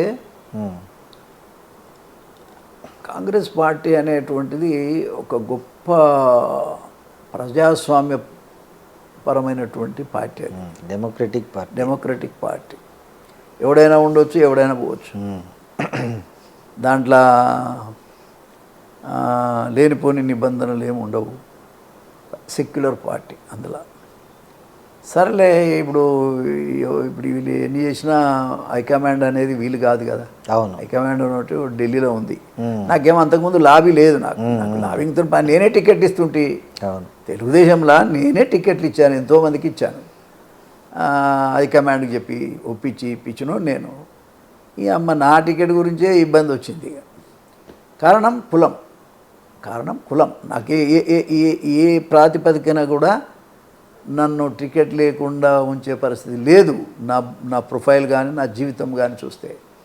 కానీ ఇక్కడ కులం మన కులం, ఈ చిన్న వర్గాలలో నుంచి ఒక మంచి లీడర్ ఎదగటం ఎవరికి ఇష్టం ఉండదు. కాబట్టి దాని ప్రాతిపదికన వాళ్ళు టికెట్ ఇవ్వలేదు. కానీ లాంగ్ రన్లో ఏదన్నా పార్టీ అంటే మరి కాంగ్రెస్ పార్టీ లిబరల్ పార్టీ అనేటువంటిది ఒక అభిప్రాయానికి వచ్చాను. సో ఎలా అంటే మీరు అప్రోచ్ అయ్యారా కాంగ్రెస్ను, లేకపోతే ఎట్లా? నేనే ఇంట్రెస్ట్గానే, ఇక నాకు ఒకళ్ళు అప్రోచ్ అయ్యేది ఏముంది. ఇక తర్వాత ఇక సరే ఒకళ్ళిద్దరు నాయకులను కలిసి చేరాను. సో మరి ఇంత చేరారు, ఇంత అనుభవం ఉంది, ఇన్నిసార్లు గెలిచి మంత్రిగా పనిచేసిన అనుభవం ఉంది, ప్రజల్లో గుర్తింపు ఉంది. ఈ 2023 ఎన్నికల్లో టికెట్ దగ్గర ఏది మీకు అడ్డొచ్చింది? కులం అంటే మళ్ళీ ఊగా చెప్తావు. కులానికే ఇచ్చారు కదా మళ్ళీ టికెట్. కులానికే ఇచ్చారు, కానీ బలహీనమైన తెలుకల్లోడు ఉండకూడదు కదా. లీడర్షిప్ చేసే కులం ఉండకూడదు, వ్యక్తి ఉండకూడదు. కులం ఉండాలి. రిజర్వేషన్లో వేరొకరికైతే తీయరు కదా. అవునవును. కాబట్టి తెలుగుకల్ల వ్యక్తి లీడర్షిప్ చేయగలిగినోడు, పెత్తనం చేయగలిగినోడు, వ్యవస్థను మరి మార్చాలనుకునేవాడిని కూడా ఉంచరు. మార్చొద్దు, అట్లే ఉండాలని కదా. పెత్తందారి విధానం ఉండాలనుకునేటువంటి నాయకులకు పెత్తందారి ఇప్పుడు ఇందిరాగాంధీ ఉంది, ఆ వ్యవస్థను మార్చాలనుకున్న నాయకురాలా. అందుకనే నీకు రాజభరణాలు రద్దు చేసింది. ఏమండి? అవును. రాజభరణాలు రద్దు చేసి బ్యాంకులు జాతీయకరణ చేసింది, భూ సంస్కరణలు తీసుకొచ్చింది. దళిత వర్గాల్లో ఒక రకమైనటువంటి శక్తిని ఇచ్చినటువంటి నాయకురాలు, ఒక రకంగా దళితులకు అమ్మలాగా ఉన్న దుర్గాదేవిలాగా మారింది. నాయకురాలు. కింద ఉన్నోళ్ళు కొంతమంది ఉంటారు, ఇటు అటు ఉంటారు ఇక పార్టీలు అన్నప్పుడు. సో ఇప్పుడు 2023 ఎన్నికల్లో కేవలం కులం అడ్డుపడింది. కులం మీ బలం కులం అడ్డుపడింది. అంటే నాకున్న తెలివితేటలు చూసి మీ కులమా మీ బలమా? నా కులం నా బలం కాదయ్య బాబు. ఇక్కడ ఏంటంటే దళిత వర్గాల్లో కూడా ప్రశ్నించగలిగిన వాడిని ఉంచరు. అటువంటి వాడు ఉంటే మమ్మల్ని అడగగలుగుతాడు, మమ్మల్ని అడిగితే మేము ఓర్చుకోలేము అనే దాంట్లోనే మీ టికెట్ ఒకసారి 89లో టికెట్ రాలేదు నాకు, ఇండిపెండెంట్ గెలిచాను. ఇప్పుడు నేను దొరికాను వాళ్ళకు. సో ఈసారి ఎందుకు మీకు ఇండిపెండెంట్గా పోటీ చేయాలనిపించలే? ఇక రోజు చేయలే, మరి తప్పది. అది 1-2 సార్లు కూడా ఆ ప్రజల మీద ఉన్న ప్రేమతోని నేను చేశానే, కానీ అది కూడా తప్పు నాదే, అది ప్రజలది కూడా కాదు. అవుట్ ఆఫ్ ఎఫెక్షన్ నేను చేయొచ్చు, కానీ మనము జనరేషన్ మారుతుంది కదా, జనరేషన్ మారుతుంది. ప్రజలకు ప్రేమ ఉన్నా అభిమానం ఉన్నా కూడా సందర్భం కూడా కరెక్ట్గా ఉండాలి. కరెక్ట్. అట్లా మనం కొంచెం స్లిప్ అయింది. సరే, ఏదైనా 6 సార్లు మనకు గెలిచే అవకాశం అయితే ఇచ్చారు, గెలిపించారు. ఎంత పెద్ద మునగాళ్ళు నాకు అడ్డం పడినా అందరినీ పక్కన పెట్టి నాకు టికెట్ ఇచ్చారు. జనరల్గా ఎవరికైనా టికెట్ ఇవ్వకపోతే వాళ్ళకు ఏదో ఒకటి ప్రత్యామ్నాయం చెప్పి ఓదరుస్తారు కదా, అట్లా మీకు 2023 లేదన్నా చెప్పారా? అంటే నాకు ఎవ్వరేం చెప్పలేదు. నేను చెప్తున్నా కదా, మనకు లాబింగ్ లేదు. నేను ఎవరి దగ్గర పోయి అడుక్కునే తత్వం కాదు. నా ప్రొఫైల్ చూసే నన్ను గౌరవించాలి అనేటువంటి అలవాటు ఉన్నటువంటి వ్యక్తిని నేను. అయితే అది రాహుల్ గాంధీ దాకా నేను చేరలేకపోయాను. ఓకే, మరి ఇప్పుడైనా రాహుల్ గాంధీ దాకా ఇప్పుడు ఏం చేరదాం, చూద్దాం, టైం వస్తుంది దేనికైనా. అంటే ఇంకా నెక్స్ట్ ఎలక్షన్లో పోటీ చేయాలని అనుకుంటున్నారు కదా? అవకాశం ఉంటే చేయాలి. చేయకూడదని ఎట్లా అనుకుంటాం మనం పబ్లిక్ లైఫ్లో. మన ఐడియాలజీ అనేది జనానికి చేయాలి కదా, సర్వీస్ చేయాలి కదా. ఇప్పుడు ఏంటంటే కాంగ్రెస్లో ఎక్కడ కనిపించట్లేదు మీరు యాక్చువల్గా. అంటే నాకేం బాధ్యత లేనప్పుడు మనం ఎట్లా కనబడతాం? బాధ్యతలు ఇవ్వాలంటే రేవంత్ రెడ్డి ఇవ్వాలబ్బా. రేవంత్ రెడ్డి చేతుల్లోనే అధికారం ఉంది. ఇక ఆయన నాకు మరి ఆయన ప్రేమ ఎన్నడు కుదురుతుందో, ఎప్పుడు ఇస్తాడో ఏం సంగతి. మీరు అడగలేదా ఎవరి ద్వారా రాయబారం అడిగేటప్పుడు అడిగాను, ఇక తర్వాత వదిలేసాను. ఏమన్నారు అడిగితే? అంటే ఇక ఆయన ఏమంటాడు, ఆయన తెలివికల్ల మాటలు మాట్లాడతాడు. నేను ఇవన్నీ నా దగ్గర కుదరయి, ఇవన్నీ ఇస్తలేడు ఆయన అనేది నాకు అర్థమైనాక ఇంకా ఊకెందుకు దాని గురించి. ఆయనకి ఇంట్రెస్ట్ లేదు. అప్పుడు తెలుగుదేశంలో ఉన్నప్పుడు ఇద్దరి మధ్యలో కొద్దిగా భేదాభిప్రాయాలు ఉన్నమాట నిజం. ఇక దాన్ని దృష్టిలో పెట్టి ఎందుకు అక్కడ మీకు ఎందుకు భేదాభిప్రాయాలు? మీది నల్గొండ, అదంతా పెద్ద స్టోరీ సార్. అది పొలిటికల్ లైఫ్లో ఆనాడున్న పరిస్థితులలో పార్టీ పరంగా నేను ముందుండి మాట్లాడేటువంటి స్వభావం నాది. ఆ పార్టీని బతికించుకోవాలనే కోరిక కూడా. దాంట్లో వచ్చినప్పుడు చిన్న చిన్న భేదాభిప్రాయాలు వస్తాయి కదా సార్. ఈయన అప్పుడు ఎమ్మెల్సీగా ఉన్నప్పుడు ఎమ్మెల్యే టికెట్ ఇవ్వకూడదు అనేదో ఒకటి పొలిట్ బ్యూరో నిర్ణయం తీసుకుంది. ఆ సందర్భంగా వచ్చిందా? మళ్ళీ ఈయన ఎమ్మెల్యేకి పోటీ కంటెస్ట్ చేశాడు కదా. ఎమ్మెల్సీగా ఉండి రేవంత్ రెడ్డి ఎమ్మెల్యేగా మళ్ళీ పోటీ చేశాడు కదా. దాని గురించి కాదా? కాదు. ఓకే, కాదు. కానీ ఇక పార్టీ ఎప్పుడైతే చంద్రబాబు నాయుడు గారు ఇక్కడ దీన్ని వదిలేసిండో, వదిలేసిన తర్వాత ఇక చిన్న చిన్న భేదాభిప్రాయాలు పార్టీల పరంగా వచ్చినాయి. అవి సరే, ఇవన్నీ డిస్కషన్ అవి మనసులో వచ్చినాయి. కానీ నాకేమో మనసులో ఉండదు తమ్ముడు. నాకు కక్ష ఉంటే ఇప్పుడు ఆలయాలు ఎన్ని కొట్లాటలు కావాలి? ఒక్క కొట్లాటన చూపెట్టండి. నల్లగొండలు ఎన్ని కొట్లాటలు కావాలి? ఒక కొట్లాటన చూపించండి. మనకి ఏంటంటే మనం ఎంతసేపు సర్వీస్ చేసేటప్పుడు వచ్చేటువంటి ఆటంకాలలో ఏదైనా వస్తే మనం ఇది కరెక్ట్ కాదని చెప్పడం తప్ప నాకు ఎవరి మీద కక్ష ఉండదు. మరి అప్పుడు ఆయన తెలుసు కదా, మీరు కాంగ్రెస్లో చేరుతున్నప్పుడు రేవంత్ రెడ్డి ఆల్రెడీ అప్పుడు పిసిసి అధ్యక్షుడు ఉండగా చేరినారు. అవును. మరి అప్పుడు ఏం మాట్లాడుకోలే? ఇక నేను చెప్పాను, నేను పార్టీలో చేరుతానని చెప్పాను. ఆయన సరే, ఆయనకి ఇష్టం ఉన్నా లేకపోయినా చేరా నేను. నిజంగా చేరద్దన్నాడా లేకపోతే ఆసక్తి చూపించలేదా? ఆయన ఇక ఆసక్తి చూపించలేదని చెప్పాలి, కానీ చేరేటప్పుడు ఏమని లేదులే, చేరాను. ఓకే. సో కాంగ్రెస్లో ఇంకా ఇట్లయితే మరి భవిష్యత్తు ఎట్లా ఉండబోతుందని అనుకుంటున్నారు మరి? నాకెవరు ఏం భవిష్యత్తు ఇవ్వాల్సిన అవసరం లేదు ఆమె. నా భవిష్యత్తు ఇచ్చే రోజులు వస్తే వస్తుంది తప్పకుండా. ఇవ్వని రోజులు వస్తే కూడా నాకేం అభ్యంతరం లేదు. కారణం ఏంటంటే నేను పరిధి పబ్లిక్. ఇప్పుడు రేవంత్ రెడ్డి గారే ఉన్నాడనుకో, నన్ను ఉపయోగించుకుంటే ఆయనకే లాభం. ఒక దళిత వర్గం నుంచి వచ్చిన వ్యక్తిగా, ఒక సీనియర్ నాయకుడిగా. రెండోది ఏంటంటే పార్టీని కూడా ఆయనను కూడా వెనకేసుకొచ్చి మాట్లాడగలిగి ప్రజల్ని ఒప్పించగలిగే స్థాయిలో ఉన్న వ్యక్తిని నేను. కానీ ఆయన మనల్ని కాంగ్రెస్ పార్టీలో మాలా వర్సెస్ మాదిగా నడుస్తుందంటారా ప్రస్తుతం తెలంగాణలో? అది నడుస్తుందిగా, చాలా కాలం నుంచి నడుస్తుంది అది. అంటే మాదిగలకు దక్కాల్సినంత గౌరవం కానీ దక్కాల్సినన్ని పదవులు కానీ దక్కలేదని ఈ మధ్య కొంతమంది మాట్లాడుతున్నారు. అయితే దళిత్ లీడర్గా సీనియర్, మీ అభిప్రాయం ఏంటి దీని మీద? ఇప్పుడు రాజ్యాంగం అనేది ఒకటి ఉంది తమ్ముడు. ఇవన్నీ ఒక కులం కాదు, ఒక షెడ్యూల్లో చేర్చిన కులాలు ఇవి. 59 ఉన్నాయి. అన్టచబుల్స్ని పాటించేటువంటి కులాలు, ఆ ప్రభావం ఉన్న కులాలు ఏవేవంటే 59 చేర్చారు. దాంట్లో 59లో మాల మాదిగా అనేది పాపులర్ కులాలు. దీంట్లో స్వతంత్రం వచ్చిన కాడికి వెళ్ళి కూడా ఈ మాదిగలకు కానీ ఇతర కులాలకు కానీ సరి అయిన అవకాశాలు రాలే. చదువు లేదు కాబట్టి రాలే. వాళ్ళు చదువుకున్నారు, వాళ్ళకి వచ్చింది, దాంట్లో కూడా తప్పేం లేదు. కానీ వచ్చిన చదువుకున్న తర్వాతనైనా వాళ్ళ షేర్ వాళ్ళకి ఇవ్వాలనేది ఒకటి అనుకోవాలి కదా. అప్పుడున్న పెద్దలు అంత డీటెయిల్గా పోలే. అప్పుడు వీళ్ళు చదువుకోవాలి, వీళ్ళు పైకి రావాలని తప్ప మళ్ళీ ఒకవేళ చదువుకున్న తర్వాత ఎవరి షేరు వారికి ఇవ్వాలనేది అప్పట్లో లేదు. ఇప్పుడు చదువుకున్నారు కాబట్టి ఈ 59 కులాలలో కూడా ఒక పోటీతత్వం పెరిగి మరి మా సంగతి ఏంది, మాకు రాజ్యాంగబద్ధంగా రావాల్సిన హక్కులు మాకు రావాలి కదా అని ఫైట్లో భాగమే ఈ మాదిగా వర్గీకరణ జరిగింది కదా సార్. సో దాని పట్ల ఇప్పుడు ఓకేనా మీరు? బ్రహ్మాండంగా ఓకే. దానికి రేవంత్ రెడ్డి గారికి ధన్యవాదాలు చెప్పాలి. ఓకే, ఎందుకంటే అది చాలా కాలం పెండింగ్లో ఉంది. పోరాటాలు జరిగినాయి, చాలామంది చనిపోయారు, చాలామంది జైలుకు పోయారు, చాలా త్యాగాలు చేశారు మాదిగోళ్ళు. కాబట్టి మరి అటువంటి సమస్యను ఆయన పరిష్కారం చేయగలిగాడు, చేశాడు. ఇది ఇప్పటి నుంచి అమలవుతుంది. ఈ స్థానిక ఎన్నికల నుంచి అమలవుతుంది. ఎన్నికలే కాదు, పొలిటికల్ది కాదు, దాంట్లో కూడా అమలవుతుంది. అది ఎట్లా ఉంటుంది కదా, మా రిజర్వేషన్ ఉంది.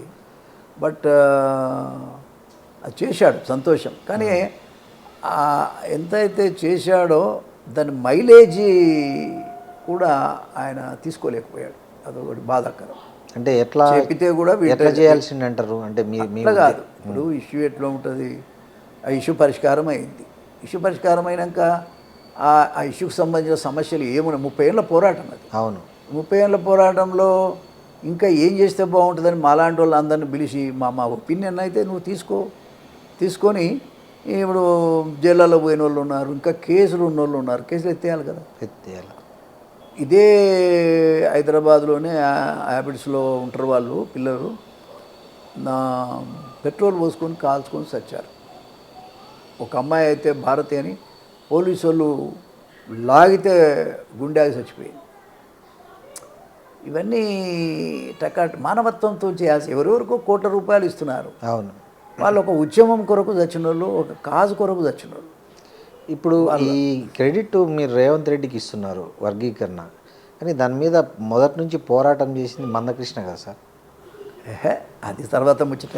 ఓకే, ఇచ్చిన వానికి చెప్తామా?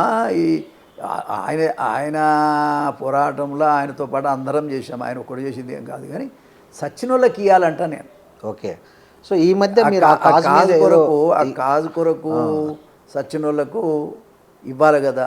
ఇప్పుడు ఎవరు బలైనరో వాళ్ళ పేరే ఎక్కడ చెప్పకపోతే. ఈ మధ్య మీరు ఈ ఇష్యూను మీరు టేకప్ చేసినట్టున్నారు. ఏంటి సార్ అంటే ఏంటి? నేను మొత్తం చెప్పేదాకా వినండి. ఓకే, ఇప్పుడు ఇష్యూ ఏమిటంటే వర్గీకరణ అంశం అనేటువంటిది చాలా బీభత్సంగా జరిగింది పోరాటం. ఆ పోరాటంలో 3 పిల్లలు పెట్రోల్ పోసుకొని కాల్చుకున్నారు. ఒక అమ్మాయి పోలీసుల పెనుగులాట చనిపోయింది. ఈ 4 చనిపోయారు. వాళ్ళకి కనీసం 10 రూపాయల ఆర్థిక సహాయం కూడా చేయలేకపోయే పరిస్థితి. ముఖ్యమంత్రి గారు రివ్యూ పెడితే ఖచ్చితంగా ఈ ఇష్యూ ఆయన దృష్టికి వస్తుంది, ప్లస్ ఆయన కూడా చేయొచ్చు. చేయరని నేను అంటలేదు, ఎందుకంటే ఎంతోమందికి 100 కోట్ల రూపాయలు ఇస్తుంటుంది గవర్నమెంట్. వీళ్ళకి ఇవ్వడానికి ఇబ్బంది ఏముంది, కానీ ఇది ఆయన నోటీస్ దాకా పోవటానికే ఇప్పటిదాకా పోలేకపోయింది. అది వర్గీకరణ అయి కూడా సంవత్సరం అయింది. అదే రకంగా ఈ కేసులు కొట్టేయాలి, వాళ్ళకు కొంత ఆర్థిక సాయం చేయాలి, వాళ్ళ కుటుంబాలకు ఆ నలుగురికి ఓ చిన్న ఉద్యోగాలు ఇవ్వాలి. ఇంకోటి ఏంటంటే వాళ్ళ పేరు మీద ఒక అమరవీరుల స్తూపం ఒక 100 ఫీట్ల కట్టాలి, అది జాతికి అంకితం చేయాలి. అది ముఖ్యమంత్రి గారు ప్రభుత్వం యొక్క బాధ్యత అనేది నా అభిప్రాయం. ఇది తీసుకెళ్ళారా సార్? దానికోసమే నేను ఈ మధ్యకాలంలో పోరాటం చేస్తూ ఉన్నా. మంత్రులను కలిశాను, పిసిసి ప్రెసిడెంట్ని కలిశాను, ముఖ్యమంత్రి గారి అబ్జర్వర్ ఉన్నాడు కదా, ఆయన ఎవరు అడ్వైజర్ నరేందర్ రెడ్డి గారు, ఆయనను కలిశాను. సీఎం గారిని కూడా కలవాలనే అభిప్రాయంతో ఉన్నాను. చూద్దాం అది ఎప్పుడైతుందో ఏం సంగతి. ఏమన్నా కదలికి వచ్చిందా మీ? చెప్పాను వీళ్ళందరికీ కూడా రిలే చేయొచ్చు, ఇది చిన్న సమస్యలు ఇవి. ఇప్పుడు మాదిగ సామాజిక వర్గానికి చెందిన మంత్రి ఉన్నాడు కదా, ఆయన ద్వారా ఏమన్నా? ఆయనను ఈవెన్ దామోదర్ రాజ నరసింహను ప్లస్ ఈయన లక్ష్మణ్ గారు మొన్న వచ్చారు, అడ్లూరి లక్ష్మణ్, ఆయనను కూడా మొన్న కలవటానికి వెళ్ళినప్పుడే ఈ పొన్నం వర్సెస్ అడ్లూరి ఆ ఇష్యూ వచ్చింది. అది చెప్పడానికి వెళ్ళాను, అవన్నీ చెప్తే విన్నాడు. ఈ లోపల ఈ సమస్య వచ్చింది. ఓకే, ఆ విషయం కూడా నేను చెప్పడం జరిగింది. ఏమనిపించింది సార్ మీకు పొన్నం మాటలను విన్నాక? ఆయన కూడా బీసీ వర్గానికి సంబంధించిన వ్యక్తి, ఆయన మీద కోపతాపాలు ఎవరికి లేవు. వర్గాల మీద కూడా కోపాలు ఉంటాయి, కానీ ఈ వర్గాల మీద మనకేం కోపం ఉంది. కానీ ఆయన కొంచెం ఆయన ఇప్పుడు ఈ ఎపిసోడ్లో ఆయనను అబ్జర్వ్ చేస్తే కొంచెం మరి ఈగోయిస్ట్ ఉన్నట్టుగా కనపడుతుంది మనిషి. అది మంచిది కాదు. రాజకీయాలు అంటన్నవో అనలేదో అది వేరే విషయం. ఆన్ రికార్డ్ ఉంది కదా, ఉంది. ఒకవేళ నువ్వు అనలేదమ్మని ఆయన అనలేదనే అభిప్రాయం ఉన్నప్పటికీ అవతల వ్యక్తి బాధపడుతున్నప్పుడు తోటి మంత్రి సారీ బ్రదర్ అని ఒక మాట అనడానికి వారం రోజులు పడుతుంది కదా, అది కూడా మీలాంటి వాళ్ళందరూ బయటకు వచ్చి అది దానివల్ల ఆయన పొలిటికల్ లైఫ్కే నష్టం కదా. అది నేను అట్లా బాధపడుతున్నా. ఆయనకు నష్టం. ఒక బీసీ నాయకుడు పాపం కష్టపడి పైకి వచ్చాడు. ఆయన ఆ స్థాయిలో మరి బాధపడటం అనేది కరెక్ట్. పక్కన ఒక ఎస్సీ మంత్రి కూడా ఉన్నాడు, వివేక్ మరి ఉన్నాడు. మరి ఆయనని మనం ఏమంటాం చెప్పు. ఆయన వాస్తవంగా ఆయన బాగా ఎదిగిన నాయకుడు, డబ్బుల్లో అన్నిట్లలో. మరి ఆయన ఒక మాట అంటే మంచిగానే ఉండే, తర్వాత కూడా ఖండించాల్సి ఉండే, ఖండించలేదు. అదేం రాజకీయమో మనకు తెలియదు. చేస్తే బాగుండే, చేయలేదు. సో మన కాక జయంతి వేడుకలకు కూడా అందరినీ పిలిచారు, కానీ ఒక మంత్రిగా ఉన్న ఇతన్ని పిలిచలేదనేది కూడా ఆహ్వాన పత్రికలో అది కూడా ఒక కాంట్రవర్సీ ఉంది. ఇక దాని గురించి మాట్లాడితే చాలా చాలా విషయాలు ఉంటాయి సార్, కానీ అట్లా ఎంతవరకు కరెక్ట్ అది? అది ఎందుకు అంటే వివక్ష అంటే దీన్ని కూడా కుల వివక్ష అనుకోవాలా? వివక్షనే కదా అది. ఎవడు మెస్తారు అది? అది ఏ రకంగా కూడా కరెక్ట్ అది. ఎవరిని పిలవలేదు. నేను ఆ కాలేజీలో చదివాను. కాలేజీలో వెంకటస్వామి గారితో నాకు చాలా అనుబంధం ఉంది. ఎవరికి కూడా ఇన్విటేషన్ లేదు, విన్నా. మరి వాళ్ళు అట్లా చేస్తున్నారు. మరి అది ఎంతవరకు న్యాయమో వాళ్ళే ఆలోచించుకోవాలి. నాకైతే ఇవన్నీ ఏం పట్టి ఉండవు కానీ చెప్తున్నా, గౌరవించుకోవాలి కదా ఒకరికోలు. ఆయన అంటే వ్యతిరేకం ఎవరికి లేదు కదా, మరి మీరెందుకు వ్యతిరేకం చేస్తున్నారు ఆయనకు? అంటే వెంకటస్వామి గారి స్టైల్ ఎట్లుండే సార్? ఆయన పెద్దరికంగానే ఉండేది కానీ ఆయన ఆనాడున్న పరిస్థితులలో ఇక ఆయన ఉండే పద్ధతులలో ఇంత డబ్బు లేదు, ఇంత పరిస్థితులు లేవు కదా సార్. ఉన్న దాంట్లో ఆయన చేయగలిగింది చేశాడు. ఆయన వివక్ష తక్కువ ఉండే ఆయన దగ్గర. ఎవరు పోయిన సార్ ఎవరు కలిసిండ్రు వివక్షలు ఇవన్నీ ఎవడు అది రాజకీయ నాయకుని దగ్గర పోయే కాలమే కాదు అది. ఒక ఎన్టీ రామారావు వచ్చినాకనే ప్రజల దగ్గరికి నాయకులు అంటూ పరిగెత్తురు కానీ అలవాటు చేసిండు. కానీ అంతకుముందు ఎవడు పోయారు సార్? అందులో హైదరాబాద్లో ఉంటాడు ఆయన. ఎవరు వచ్చి కలిశారు ఆయనని అన్నాడు. లీడర్ల వరకు కలిసేది అంతవరకే, ప్రజలు కలిసినటువంటి సందర్భాలు కావు. కానీ ఆయనకు తోచిన పద్ధతి చేయగలిగింది చేశాడు అంతవరకే. సో ఇప్పుడు మీరు పుట్టినప్పటి నుంచి కుల వివక్ష అనేది కొనసాగుతుంది. ఇప్పటికి ఇప్పుడు సుప్రీంకోర్టు చీఫ్ జస్టిస్ మీద ఒక వ్యక్తి మొన్న షూ విసిరాడు.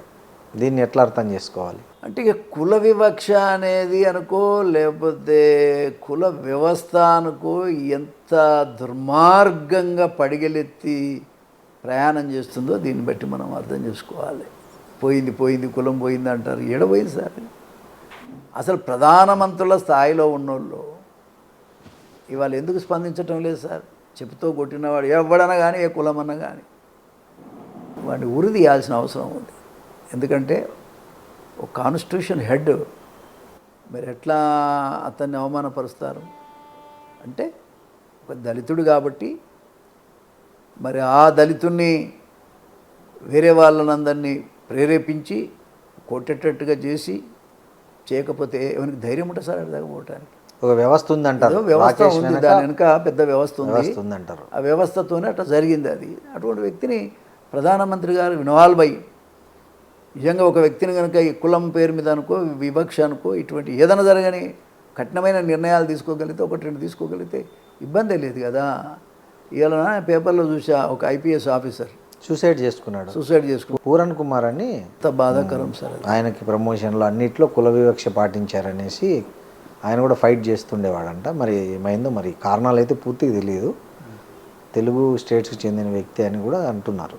అతను అదే మనోడు అని చెప్పారు. ఎవడైనా ఎస్సీ కాల్చుకొని సచ్చాడు. ఎందుకు కాల్చుకొని వచ్చేంత పరిస్థితి లేకపోతే ఎందుకు చేస్తాడు?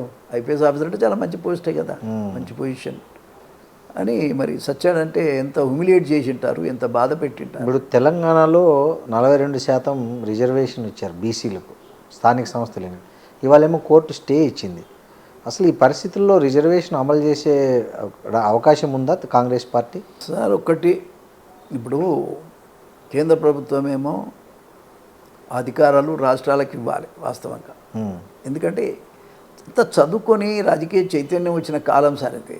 నువ్వు ఎప్పుడో కాన్స్టిట్యూషన్లో కాలంలో ఉన్నదాన్ని కూడా అట్లా అనుకున్నప్పుడు జయలలితకు ఆ కాలంలో ఇందిరాగాంధీ గారు ఇచ్చారు, అవకాశం ఇచ్చారు. అది 69% ఉంది అక్కడ, ఇక్కడ తమిళనాడు.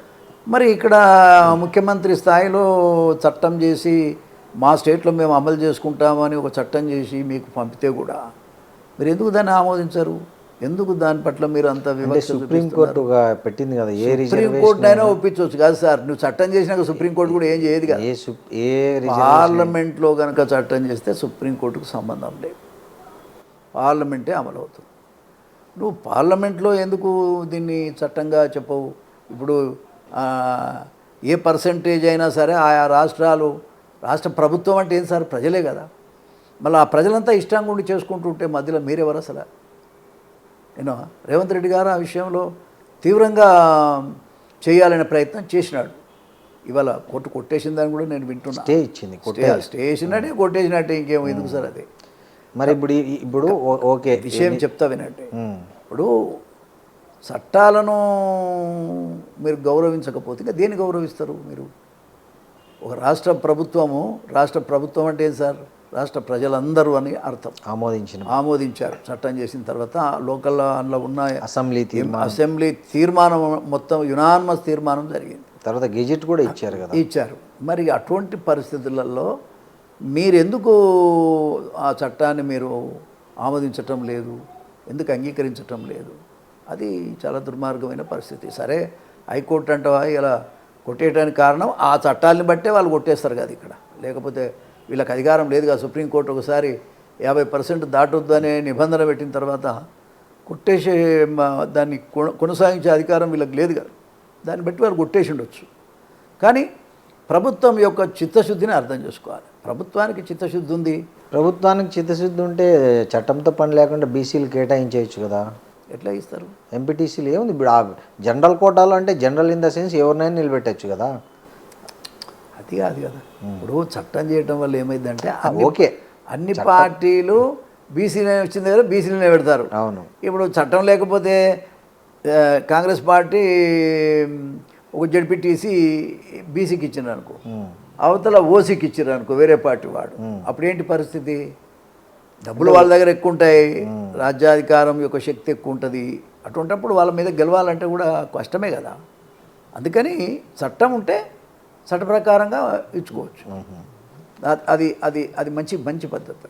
అంటే కాంగ్రెస్ ప్రభుత్వంకి తెలిసే ఇది తప్పు చేసింది, బీసీ రిజర్వేషన్ను ఒక కాన్స్టిట్యూషనల్ బాడీ ద్వారా కాకుండా ఏదో తూతు మంత్రంగా దాన్ని చేసింది తప్ప ఒక కాన్స్టిట్యూషనల్ బాడీ పెట్టి దాని ద్వారా చేస్తే ఈ పరిస్థితి వచ్చేది కాదు అనేది కూడా ఒకటి వాదన ఉంది మరి బీసీ సంఘాల నుంచి. కాబట్టి క్రిటిసిజం అనేది ప్రజాస్వామ్యంలో సహజం అబ్బా, కానీ ప్రయత్న లోపం లేకుండానైతే ఇప్పుడు ఏంటి ఆప్షన్ ఏంటి నెక్స్ట్? ఇప్పుడు హైకోర్టు స్టే ఇచ్చింది, వాట్ నెక్స్ట్? అది ఇప్పుడు అంత లోతుగా మనం ఇంత తొందరగా ఇప్పుడే కదా స్టే ఇచ్చింది, ఇంత తొందరగా చెప్పలేం. కానీ ఒకటేంటంటే రాష్ట్ర ప్రభుత్వం, ముఖ్యమంత్రి గారు, క్యాబినెట్ మంత్రులంతా కూడా యునానిమస్గా 42% చేయాలనే చిత్తశుద్ధితో మాత్రం ఉన్నట్టుగానైతే ఇవాళ ప్రజల దృష్టికి అయితే వెళ్ళింది. ఇక ఇప్పుడు ఖచ్చితంగా ఇది సుప్రీంకోర్టుకు పోతుంది, ఖచ్చితంగా భారతదేశ ప్రభుత్వం దృష్టికి పోతుంది, ప్రధానమంత్రి దృష్టికి పోతుంది. వాళ్ళు కూడా ఆలోచించి చట్టాన్ని సవరణ చేసి అన్ని రాష్ట్రాల్లో కూడా వాళ్ళకి ఇష్టమైతే చేసుకోవచ్చు అని వర్గీకరణ ఎట్లా చేశారో సుప్రీంకోర్టు ఇచ్చింది జడ్జిమెంటు, అట్లాగా దీనికి కూడా ఇచ్చేస్తే ఏ రాష్ట్రంలో చేసుకోవాలంటే వాళ్ళు చేసుకుంటారు. అట్లా చేయాలి కేంద్ర ప్రభుత్వం. ఓకే, ఈ స్థానిక సంస్థల ఎన్నికల్లో కాంగ్రెస్ పార్టీ ఎట్లాంటి రిజల్ట్ రాబోతుంది మీ అంచనా సీనియర్ లీడర్గా? నా అంచనా ప్రకారం అయితే ప్రభుత్వం మీద కొంత వ్యతిరేకత ఉన్నమాట నిజమే అయినా స్థానిక సంస్థల ఎన్నికల యొక్క ప్రభావము జనరల్ ఎన్నికల మీద ఉండదు. ఓకే, ఉండదు. రెండోది, రైట్, ఒకవేళ వ్యతిరేకత ఉన్నా ఒక సర్పంచ్ ఉండనుకో, ఆ సర్పంచ్ గెలిచిండే అనుకుందాం, ఎక్కడ పోతాడు? ఇప్పుడు నీకు అధికార పార్టీకి పోకపోతే 3 ఏళ్ళ దాకా పనులు జరగవు, లోకల్గా పనులు జరగాల. మరి పనులు జరగాల, ఆయనకు బిల్లులు రావాలా, ఇవన్నీ రావాలంటే ఖచ్చితంగా అధికార పార్టీ ఉండాలి.